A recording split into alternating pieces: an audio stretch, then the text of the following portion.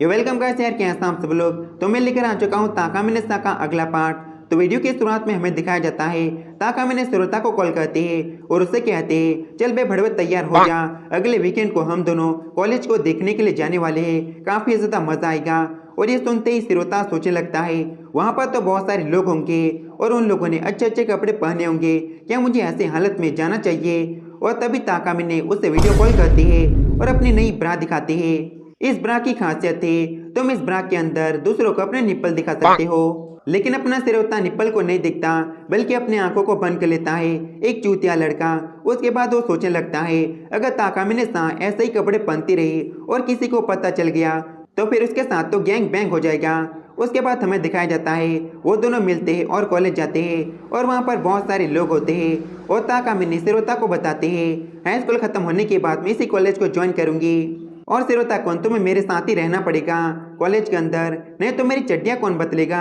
वैसे ताकामिने मैं तुम्हें बताना चाहता हूँ हाई स्कूल खत्म होने के बाद मैं कॉलेज नहीं करने वाला बल्कि एक अच्छी जॉब करूंगा ताकि पैसे कमा सकूं, क्योंकि मुझे अपनी छोटी बहन को अच्छी यूनिवर्सिटी में भेजना है और हमारी फैमिली की कंडीशन खराब है, इस वजह से मैं कॉलेज नहीं कर सकता। और ये सुनने के बाद ताकामिने को बुरा तो लगता है क्योंकि ताकामिने चाहती है जिंदगी भर श्रोता बस उसका नौकर बनकर रह जाए। उसके बाद वो दोनों कॉलेज में एंटर करते हैं और एक टीचर का लेक्चर अटेंड करते हैं और वैसे भी दुनिया भर के सारे लेक्चर ही बोरिंग होते हैं, श्रोता बोर हो जाता है और ताकामिने टीचर से एक सवाल पूछती है हमें ग्रेजुएशन के बाद क्या क्या फायदे होते हैं, और टीचर वही बोरिंग सा जवाब देता है और ताकामिने जॉब से बिल्कुल भी खुश नहीं होती। वो वहीं पर अपनी पैंटी उतार देती है ताकि टाइम को रिवर्स कर सके।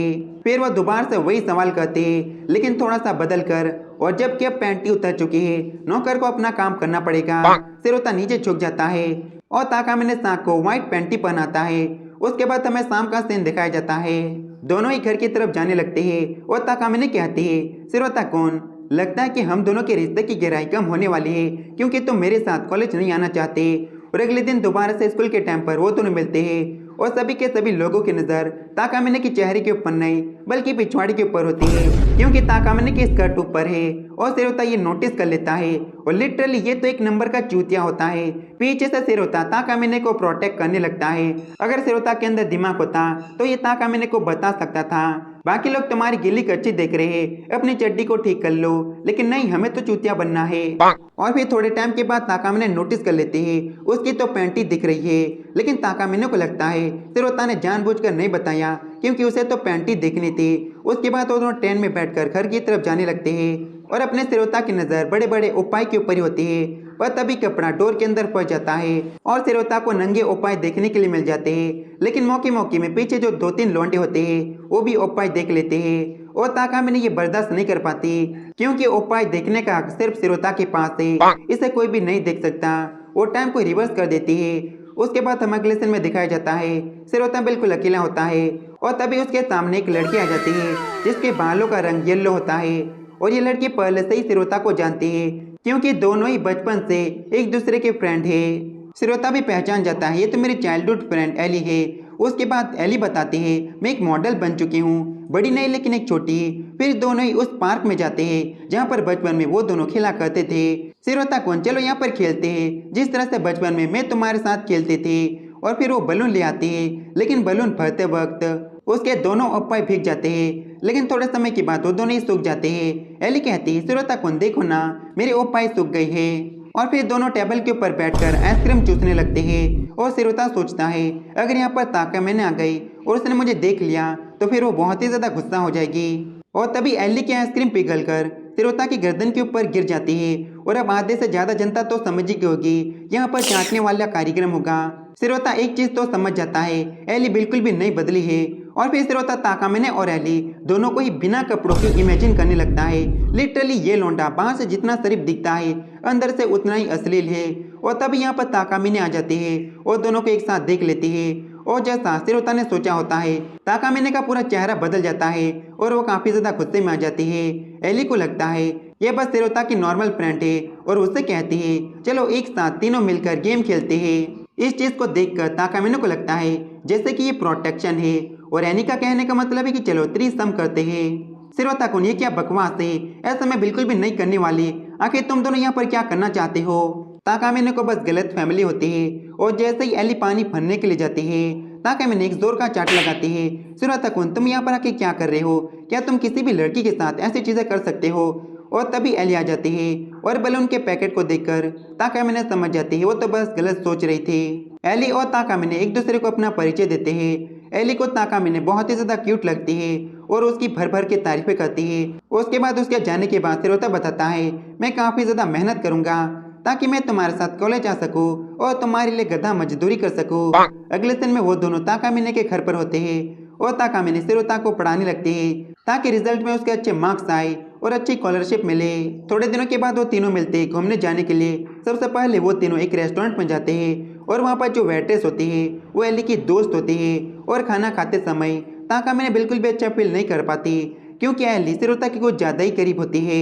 एली एक ऑफर रखती है क्यों ना हम तीनों एक साथ पढ़ाई करें जिससे कि हमारी तीनों की हेल्प हो जाएगी, लेकिन ताकामिने तो ऐसा बिल्कुल भी नहीं चाहती। सुराताकुन, तुमने कहा था मैं तुम्हारी पढ़ाई में हेल्प करूं तो मैं इसके लिए तैयार हूँ। उसके बाद हमें शाम का सीन दिखाया जाता है। वो तीनों घर की तरफ जाने लगते हैं और जैसे ही सिरोता चले जाता है एली ताकामिने से अकेले में मिलते हैं और ताकामिने से सीधे से कह देती है मिस ताकामिने, तुम्हें इनसिक्योर होने की जरूरत नहीं, मैं सिरोता से प्यार नहीं करती। और तभी यहाँ पर वेट्रेस आ जाती है। एली उसका हाथ पकड़कर वहां से चली जाती है। एली उसके साथ जाने लगती है हाथ पकड़कर और ताकामिने देखकर सोचने लगती है कहीं ये दोनों लेस्बियन तो नहीं। वेट्रेस एली के गालों को खींचने लगती है। आखिर वो बड़े फिगर वाली कौन थी? एली उसे बताती है कि उससे मेरा कोई भी लेना देना नहीं और इससे ये साबित हो जाता है ये दोनों ही लेस्बियन है। और सिरोता अभी तक घर नहीं गया होता है। ताकामिने उससे मिलती है और उससे मना लेती है चलो यहाँ पर पानी से खेलते हैं। और सिरोता दूर बलून फेंकता है लेकिन ताकामिने जाकर जानबूझकर उससे टकरा जाती है जिससे कि वो गीली हो जाती है। ताकामिने जानबूझकर अपने अंदरूनी कपड़े सिरोता को दिखाने लगती है। उसके बाद वो टेबल के ऊपर बैठ जाती है। सिरोताकुन, मैं तुमसे कुछ चाहती हूँ, क्या तुम मेरे पैर को चाट सकते हो? लेकिन आखिर मैं ये क्यों करूँ? सिरोताकुन, मुझे अभी तक याद है तुम्हारे गले को एली ने चाटा था, क्या तुम मेरे पैर को नहीं चाटने वाले? अगर तुम्हें पैर नहीं चाटना है तो फिर मेरे बॉडी के किसी भी हिस्से को चाट सकते हो, लेकिन आखिर मैं ये करूँ क्यों? क्योंकि तुम मेरे कुत्ते जो हो। और सिरोता समझ जाता है वो कुछ भी नहीं कर सकता, उसे ताकामिने के बॉडी पार्ट को चाटना ही पड़ेगा। फिर वो दोनों ही जंगल में जाते हैं और वहाँ पर सिरोता ताकामिने के स्टमक को चाटता है और अपना नौकरों वाला काम करता है। स्टमक मतलब पेट। और ताकामिने कहती है तुमने मेरे पेट को चाट कर ये साबित कर दिया है तुम मेरे लॉयल सर्वेंट हो, इसके लिए मैं तुम्हारे साथ घूमने के लिए जाना चाहती हूँ। और फिर वो घूमने वाला दिन आ जाता है। दोनों ही काफी सारी अलग अलग जगह पर जाते हैं और बहुत ही ज्यादा मजे करते हैं। जैसा कि ताकामिने चड्डियां उतारती है और सिरोता उसे पहनाता है। ये करते करते दोनों ही पानी के बीचों बीच आ जाते हैं और फिर थोड़े समय के बाद दोनों का घूमना फिरना खत्म हो जाता है और ताकामिने सिरोता को 2 कूपन देती है। मतलब ये कूपन ताकामिने की तरफ से सिरोता के लिए गिफ्ट है और सिरोता काफी खुश होता है और ताकामिने को शुक्रिया करता है। सिरोता ताकामिने से कहता है तुम्हारी वजह से मेरी जिंदगी ने अलग मोड़ ले लिया है, सिर्फ और तुम्हारी वजह से हर एक दिन मेरा काफी अच्छे से गुजरता है। अपने आप से तो काफी स्मार्ट होता है, वो इस बारे में नहीं बताते कि मुझे तुम्हारी चड्डियां बदलने में काफी ज्यादा मजा आता है। तो गाइस इसी के साथ ये वाला वीडियो खत्म होता है। इसका एक आखिरी पार्ट में लाने वाला हूँ जिसके बाद इसका सीजन 1 खत्म हो जाएगा। तो मिलते हैं नेक्स्ट वीडियो में, तब तक के लिए bye bye, tata, see you.